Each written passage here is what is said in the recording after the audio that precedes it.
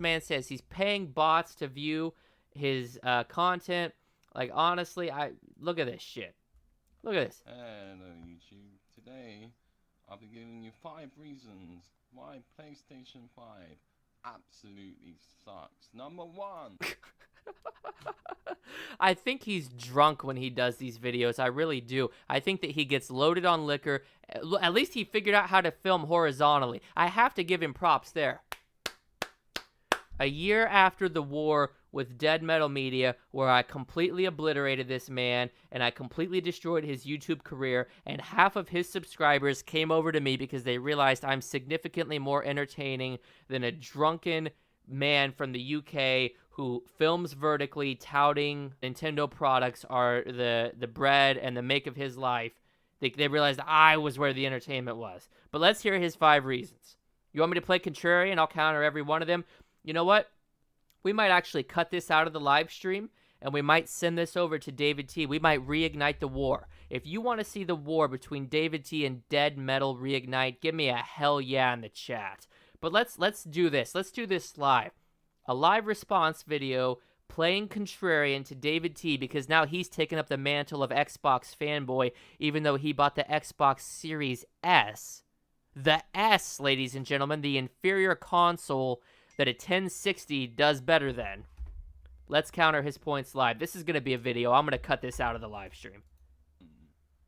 £70 per game. You got a lot paying £70 for those 10-hour movie games, you know, with no replay value. Okay, first off, that's bullshit. He's full of shit. The games are $70 because they are pushing the medium forward. Sony exclusives have clout. They are at a point right now where they can be equated with or actually have surpassed Nintendo exclusives. People pay top dollar for these next generation experiences. There hasn't been a Microsoft exclusive that actually pushed the medium forward or won Game of the Year since what? Halo, Knights of the Old Republic. And by the way, Knights of the Old Republic, not even exclusive anymore, coming to PS5 first. Those one and done games. £70 please. Number 2. There's only like 5 exclusives that are worth it, but Game Pass has hundreds of titles available on it for £10.99 a month.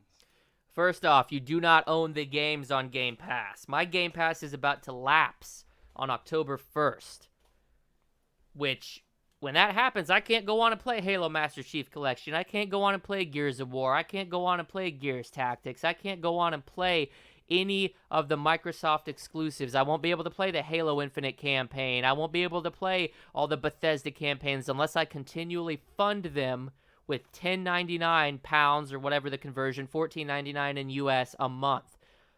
Sony, yeah, they charge you $70 per game, but I own the fucking game.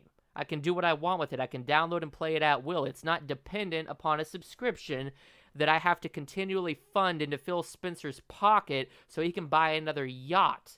And by the way, 5 exclusives that are worth it: Demon's Souls, Sackboy, Spider-Man Remastered, Spider-Man Miles Morales, Kena, Bridge of Spirits, Deathloop, Ratchet & Clank Rift Apart. I know I'm missing some, but that's just off the top of my head. That's 7 fucking games. Returnal, 8. That's 8 fucking games that you can only get on this next generation hardware that are worth it. Well, okay, not the next generation hardware, but on this Sony platform that are worth it. How many does Microsoft have? How many Xbox Series X exclusives are actually out in the wild? Halo Infinite isn't out yet. Gears Tactics? Like, the Series X, the exclusive games, are a bunch of third-rate jokes, like Gears Tactics. These aren't system sellers, but people are buying PS5s for Ratchet & Clank, people are buying PS5s for Demon's Souls, and people are buying PS5s for the Spider-Man games. Number 3. The controller breaks very easily. The analog triggers are known to break, and don't forget about the infamous DualSense drift. He's 100% drunk. Listen to how he's slurring his words. DualSense drift is a thing. Guess what? Microsoft controllers break too. You look up the failure rate of those controllers. It's not anything near the stick drift from the Nintendo Switch Joy-Cons.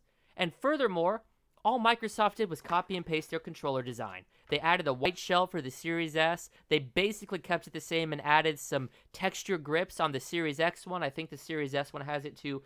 Sony actually moved forward into the next generation with their controller, which, by the way, that's something that Phil Spencer complimented publicly. You have haptic feedback, you've got the 3D audio, you've got the DualSense features that can do anything from make you feel gunshots to, like, when you go to squeeze the trigger, you get resistance. That controller alone is more of a generational leap than the entire Series X platform. The number 4, the PlayStation 5 is weaker and inferior to the Xbox Series X, and even the cheaper PS5 is too expensive compared to the Xbox Series S, so you're not getting as much bang for your buck. Okay, bang for your buck? The Series S is an underpowered pile of trash, and I would not recommend anybody buy that system because it was marketed from Microsoft, and this is where the Microsoft and Xbox fanboys, they will never address this point publicly. You go on the Series S reveal, it's touted as a 1440p machine. That fucking system can barely hold 1080 in a lot of games. In Assassin's Creed in the medium, it's sub 720p. The hardware is so kneecapped. It is a catastrophic failure of a system, and it will continue to struggle with next-gen titles that are exclusive to this new set of hardware. All right? And you want to talk about the value proposition. Also, Sony did it smart. All right? All they did was remove the disk drive and yank $100 off. It's the same hardware. Microsoft actually pissed off a lot of developers by releasing the Series S because it's weaker hardware that they have to optimize for, and it's pissing a lot of them off. That's why Series S is getting so many shitty ports that run horribly. All right? You want to talk about Series X having the better hardware. Series X, sure. David, you bought a Series S. You own a Series S. You own a machine that struggles to do 1080p in a lot of these next-gen titles. Why are you here sucking off Microsoft when you bought the weaker system? 5. There aren't as many benefits for the online, and the online is over expensive for PlayStation 5 for what you get compared to Xbox with all the rewards and everything and Game Pass and stuff, you know? Anyway, that's a load of shit because he's being misrepresentative of the product. First off, David, you're comparing the Xbox Ultimate Game Pass, which gives you Xbox Live Gold built in. That's not an equal one-to-one comparison. If we're just going to compare online subscription services because Sony doesn't have one that matches Game Pass, we need to compare Xbox Live Gold to PlayStation Plus, and the PlayStation Plus free games absolutely stomp the ever-living fuck out of the Xbox Live Gold ones. Like, that's such a bullshit point. Like, just this year alone, we've had Star Wars Squadrons, we've had Hitman 2, we've had Predator Hunting Grounds, we've had Oddworld, we've had a Plague Tale remastered, Man-Eater. Like, these fucking, like, they may not be the most biggest AAA releases ever, but they're at least games you fucking heard of. The shit that they're pumping out over on Xbox are third-rate games that nobody's heard of, or games from the 360 era that everybody's forgotten. It's complete trash, man. And if you want to go one step further, and we're comparing these services on equal footing, just by subscribing to PlayStation Plus, you gain access to the PlayStation Plus collection. This is Resident Evil 7, Monster Hunter World, Infamous Second Son. I think God of War is on there. You get all these fucking exclusive games that absolutely killed it on the PS4. So you immediately gain a massive, I think Uncharted Collection is on there too. You gain a massive library just for subscribing. On the Xbox side, if we're comparing apples to apples without Game Pass, you get nothing. It's a shit service. Like, nobody, let's be real, nobody on Xbox just has Xbox Live. You have Game Pass because it's all they have going for it.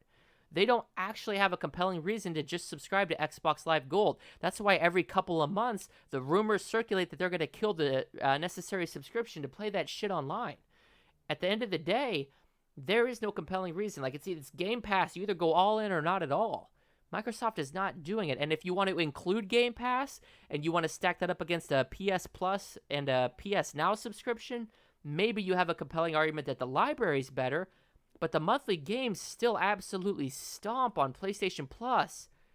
On Game Pass, it's a fucking rotating, you know, this game's in, this game's out. The only one constant are the Microsoft first parties. Meanwhile, the 2 games that they offer, well, 3 games now, on PlayStation Plus, you download them, and as long as you have that recurring subscription, you don't have to worry about the licenses being yanked. They're my 5 reasons why PS5 absolutely sucks. Oh my God, did you hear him yell? Let's get that one more time. PS5 absolutely sucks. What? This man is drunk. He's inebriated, and he's filming himself trying to make legitimate, you know, 100% biased fucking points as to why the Xbox stomps the PlayStation. There is no compelling reason. If you're thinking of buying a next-gen system, why would you not just get PS5 and PC? Someone explain that to me. Anyway, that's where we're going to cut the video. That's a live response to David T. Absolutely disgusting. This man, I'm going to make him relevant.